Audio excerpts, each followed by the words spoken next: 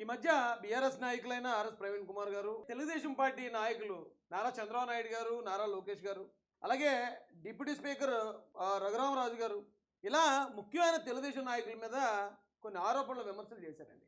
RS Praveen Kumar గారు అంటే నాకు చాలా గౌరవం. ఆయన ఒక ఐపీఎస్ ఆఫీసరు, అలాగే గురుకుల పాఠశాలలకి ఆయన ఏదో సంథింగ్ చైర్పర్సన్గా పనిచేశారు.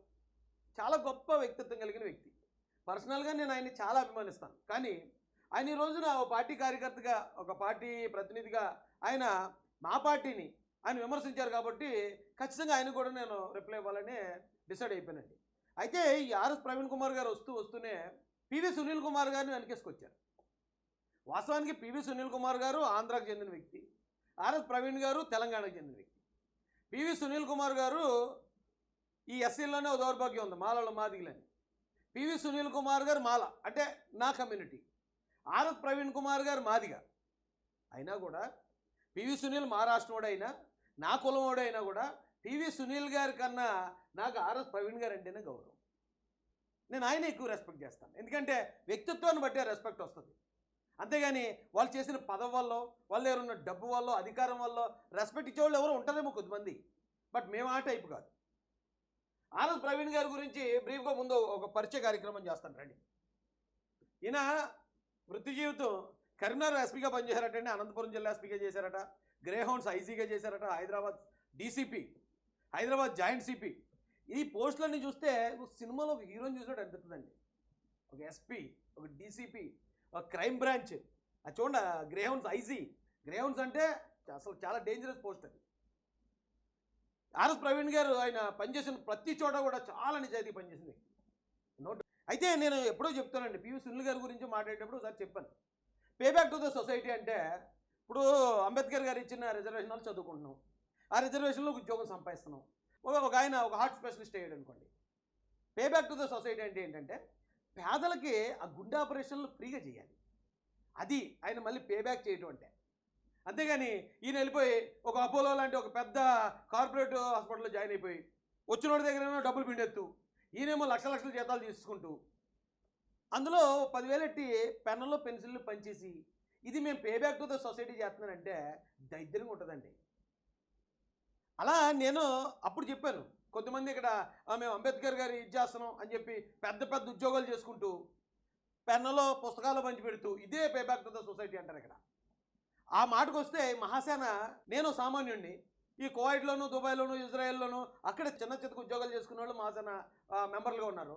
ఇక ఆంధ్ర తెలంగాణలోకి వచ్చేటప్పటికి పెయింటింగ్ చేసుకునే తమ్ముళ్ళు, ఆటో డ్రైవర్లు, వీళ్ళలో సామాన్యులు. మేము ఒక 100 మందికి చేసాం సహాయ కార్యక్రమాలు. మేము ఏ రిజర్వేషన్ వాడుకోలేదు, ఏ రిజర్వేషన్లో ఉద్యోగం పొందలేదు, ఏ రిజర్వేషన్లో మేమేమో పదవులు పొందలే. అయినా 100 మందికి లక్షలాది రూపాయలు సాయం చేశాను. ఇక్కడ నేను ఎందుకు చెప్తున్నాను ఏంటంటే ఆర్ఎస్ ప్రవీణ్ గారు ఆయన వచ్చిన ఉద్యోగం మంచి పోస్టు, అధికారం వెలగబెట్టవచ్చు. కానీ ఆయన గురుకుల పాఠశాలలకు సంబంధించిన పోస్టులోకి వెళ్ళాడండి. ఆయన కార్యదర్శిగా వెళ్ళి ఆ గురుకుల పాఠశాలను డెవలప్ చేసి అందులో ఎస్సీ పిల్లలకి మంచి ఎడ్యుకేషన్ అందించి వాళ్ళని గొప్ప గొప్ప వ్యక్తులుగా తీర్చిదిద్దిన వ్యక్తి ఆర్ఎస్ ప్రవీణ్ కుమార్. అయితే మరి ఇలాంటిది ఏమన్నా పివి సునీల్ కుమార్ గారు చేశారంటే ఏమి చేయలే. పివి సునీల్ కుమార్ గారు చేసిన దానిలో ఏమన్నా ఉందంటే ఏమన్నా ఒక సంస్థ పెట్టుకోవడం, దాంట్లో కొంతమంది కుర్రాళ్ళకి జమ కూర్చుకోవడం, అక్కడక్కడ మీటింగులు పెట్టడం, రాజకీయ పార్టీలు ఇదిగో నా వెనకాల ఎంతమంది ఉన్నారు అని చూపించుకుని పోస్టింగో ప్రమోషనో పొందడానికి ట్రై చేసాడు తప్ప ఎస్సీలకు సంబంధించి ఆయన ఏమీ చేయలేదు. నిజం చెప్పాలంటే ఆ ఎయిమ్ సునీల్ కుమార్ గారు పెట్టిన ఎయిమ్లో చాలామంది మంచి మంచి నాయకులు ఉన్నారు. వాళ్ళందరినీ కూడా పక్కన పెట్టి తులసిబాబు అని కూడా ఒకటి దగ్గర పెట్టుకున్నాడు. ఈయన పివి సునీల్ కుమార్ని అడ్డు పెట్టుకున్న తులసిబాబు అన్నవాడన్నా కోట్లు సంపాదించాడు. కానీ ఆ ఎయిమ్లో ఉన్నవాడు ఎవడన్నా ఒక్కడికన్నా ఇక పివి సునీల్ కుమార్ గారి వల్ల ఇక పలానా వాడు ఒక 50 లక్షలు సంపాదించుకున్నాడు, లేకపోతే 1 కోటి రూపాయలు సంపాదించుకున్నాడు, ఎవడన్నా ఉన్నాడేమో ఒక్కటి చూపించుకున్నాడు. పివి సునీల్ కుమార్ గారికి ఆర్ఎస్ ప్రవీణ్ గారికి అంత తేడా ఉంది. అయితే మరి నాకు ఆశ్చర్యం అనిపించింది, అసలు ఆర్ఎస్ ప్రవీణ్ గారు వచ్చి పివి సునీల్ కుమార్ గారికి ఎందుకు అనుకూలంగా వీడియో పెట్టారు? ఒకవేళ ఇక్కడి నుంచి ఏమైనా రిక్వెస్ట్ చేశారా? ఇక్కడి నుంచి ఏమన్నా స్క్రిప్ట్ పంపించారా? లేదా ఆర్ఎస్ ప్రవీణ్ గారు ఆల్రెడీ బీఆర్ఎస్లో ఉన్నారు కాబట్టి టీడీపీని ఏమైనా అటాక్ చేయమని ఆ పార్టీ నుంచి ఆయనకి ఏమైనా ఆదేశాలు వచ్చాయా? ఏమో నాకు తెలియదు. అయితే కానీ మరి ఆయన మాట్లాడినప్పుడు మరి నేను సమాధానం చెప్పాలి కదండి. మేము ఆర్ఎస్ ప్రవీణ్ గారు ఏం మాట్లాడారో ఒకసారి మీకు చూపిస్తూ మనం దీని మీద, అంటే ఈయన నాకు తెలిసి ఈయన అబద్ధాలు చెప్తాడు అనుకోండి, కావాలని రాజకీయాల కోసం అబద్ధం చెప్పే వ్యక్తి కాదు. కానీ ఏమో ఈయన దగ్గర ఇక్కడి నుంచి పంపించిన నోట్సే తప్పు పంపించారేమో. స్క్రిప్టే రాంగ్ పంపించారేమో అనిపించింది. ఏం మాట్లాడాడు చూద్దాం రండి. ప్రజలందరికీ కూడా నమస్కారం. నేను డాక్టర్ ఆర్ఎస్ ప్రవీణ్ కుమార్. నేను గత 3 సంవత్సరాల క్రితం అడిషనల్ డీజీపీ ర్యాంకులో స్వచ్ఛందంగా పదవి విరమణ చేసి నేను రాజకీయాల్లోకి వచ్చాను. నేను ప్రస్తుతానికి మీరు స్వచ్ఛందంగా పదవి విరమణ చేసిన తర్వాత రాజకీయాల్లోకి వచ్చారు. కానీ ఇక్కడ పివి సునీల్ గారిని ప్రభుత్వం పక్కన పెట్టిన తర్వాత ఆయన ఇప్పుడు నేను ఎస్సీల కోసం పనిచేస్తానని వచ్చాను. మీకు ఇలా స్వచ్ఛందంగా ఆయన పోస్టింగ్లు వదులుకొని రాలేదండి.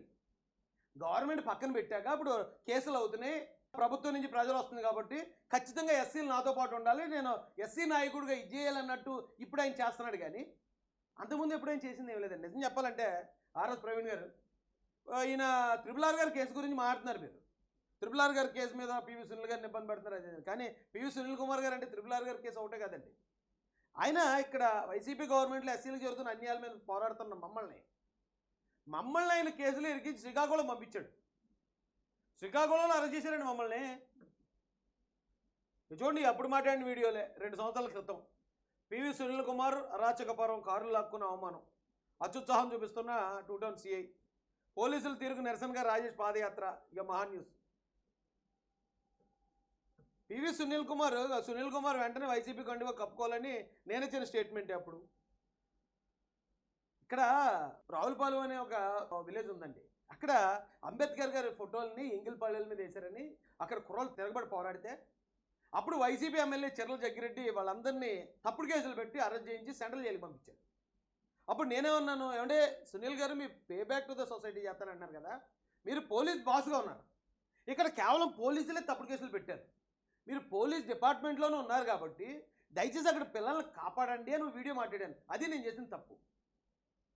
ఆ తప్పుకి వాళ్ళ ఎయిమ్ సభ్యులు ఎవరు 2-3 వచ్చి తాగే బూతులు తిడితే ఎక్కడి నుంచి వాళ్ళ దగ్గర తాగేసి వాళ్ళు ఉన్నప్పుడు మరి మావాడు ఎవడో తాగుతాడు కదా, మావాడు కూడా 90 వేసి లాగు వదాలు అయిపోద్దని ఇక్కడ తెలంగాణ నుంచి మావాడు వీడియో రిలీజ్ చేసి ఆడి మీద కేసు పెట్టి దానిలో A2గా నన్ను పెట్టి మళ్ళీ ఇక్కడ కాకుండా శ్రీకాకుళం అంటే ఈ రాష్ట్రానికి చివర అక్కడికి పిలిపించి అక్కడ కేసు పెట్టి స్టేషన్లో పెట్టి స్టేషన్ నుంచి బయటకు వచ్చినప్పుడు మా మీద వీళ్ళ సభ్యులతో అటాక్ చేయించాలని ప్లాన్ చేసాడండి.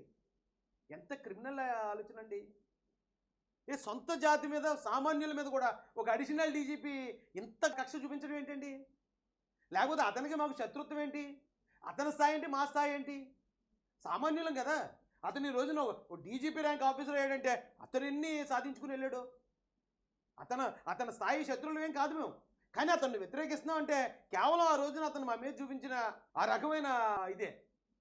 బయట వాళ్ళు చూపించే వివక్ష కన్నా, అణిచివేత కన్నా ఘోరంగా చూపించాడు మా మీద. ఆయన వెనకేసుకుంటూ మీరు ఎలాగ వచ్చారండి అసలు నాకు అర్థం కాదు. ఎస్సీ ఆఫీసర్లు చాలామంది ఉన్నారు ఈ రాష్ట్రంలో, ఆంధ్రలో, తెలంగాణలో చాలా నిజాయితీ పనులు ఉన్నారు. ఏమైనా అవసరం అయితే జాతి కోసం ఓ 10 రూపాయలు సాయం చేసేవాళ్ళు ఉన్నారు తప్ప ఎవరినో మెప్పించడానికి సొంత జాతిలో ఉన్న నిరపరాధుల్ని, అమాయకులను కూడా ఇబ్బంది పెట్టేవాళ్ళు లేరండి. పివి సునీల్ గారు అది చేశారు. ఈరోజు నేను పార్టీ కార్యకర్తగా వచ్చి నేను నా పార్టీని సమర్థించుకోవట్లే. పివి సునీల్ కుమార్ గారు బాధితుడిని నేను. మమ్మల్ని ఎంతో ఘోరంగా టార్చర్ చేశారు ఆ రోజు. ఉదయం నుంచి సాయంత్రం పొద్దున్న 9 గంటలకు వెళ్తే రాత్రి 9 గంటలదాకా స్టేషన్లో కూర్చోబెట్టి ఏమీ లేదు, బొచ్చు కేసు. అక్కడ ఎంక్వైరీ, మీ ఫోన్ ఏది, మీకు ఫండ్స్ ఎక్కడి నుంచి వస్తున్నాయి, విదేశాల నుంచి వస్తాయట కదా, మత మార్పిడి చేస్తారు. ఇదా ఏమంటే ఒక మీరే అంటున్నారు ఒక దళిత ఆఫీసర్ అతనని.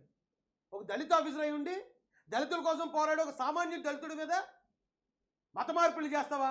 ఫారిన్ నుంచి వస్తున్నాయా నీకు డబ్బులు? ఇలాంటి ఎంక్వైరీలు. The interview question that decides everything. What AI tools do you use? If you say Chat GPT, you're చేయించటం ఎక్కడన్నా ఏ తప్పని దొరుకుతుందేమో లోపల చేద్దామని చూశారు ఆ రోజు. నన్ను తప్పు చేయను, నేను ఎందుకు భయపడతాను? సిఏ గారికి ఆ రోజున ఫోన్ అడిగితే ఇవ్వనన్నాను. ఇవ్వను.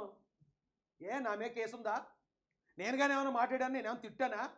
నేను A2 ఎలాగైనా అసలు అంటే లేదు ఫోన్ తేలేదు అన్నారు, మీరు ఫోన్ తెచ్చారన్నారు. అవును తెచ్చాను, బయట ఉంది మా వాళ్ళ దగ్గర, వీళ్ళు తీసుకువెళ్ళాను. బయట ఆ రోజు జనసేన, తెలుగుదేశం, మహాసేన కార్యకర్తలు 200-300 మంది వచ్చున్నారు శ్రీకాకుళంలో. సునీల్ గారు ఏమనుకున్నారు, వీడికి ఈ కాకినాడ జిల్లాలో అయితే వీడి దగ్గర కుర్రోళ్ళు ఉంటారు, అని ఏం చేయలేవు, శ్రీకాకుళంలో అయితే ఎవరు ఉండరు, మన బలం ఎక్కువ, అక్కడ మనం ఏదైనా పీక్ పొడిచేద్దాం అనుకున్నారు ఆ రోజు ఆయన. అంటే న్యాయం వైపు నిలబడితే ఏ ప్రాంతానికి వెళ్ళినా ఆ ప్రజలు అభిమానిస్తారండి. ఆ రోజున మేము ప్రతిపక్షంలో ఉన్నా సరే నా కోసం ఆ రోజున 200-300 మంది వచ్చారు అక్కడికి. మీరు అలాంటి వ్యక్తిని మీరు సపోర్ట్ చేసుకురాకండి. మీ క్రెడిబిలిటీ కూడా పడిపోద్ది. మిమ్మల్ని అభిమానించే మాలాంటి వాళ్ళం కూడా మళ్ళీ మిమ్మల్ని కూడా అనుమానంగా చూడాల్సి వస్తుంది. ఈ రాష్ట్రంలో దళిత నాయకులు చాలామంది ఉన్నారండి, నిజాయితీ పరులు. దళితుల కోసం పనిచేస్తూ తమ జీవితాలు త్యాగం చేసిన వాళ్ళు ఉన్నారు. కానీ కొద్దిమంది దళితుల్ని తమ ఎదుగుదల కోసం వాడుకునే వాళ్ళు, ఇక పివి సునీల్ కుమార్ గారు లాంటి వాళ్ళు కూడా ఉన్నారు. ఏ రోజు దళితుల కోసం మాట్లాడిన పివి సునీల్ కుమార్ గారు ఈరోజు సమస్య మీది, పరిష్కారం మాదేట.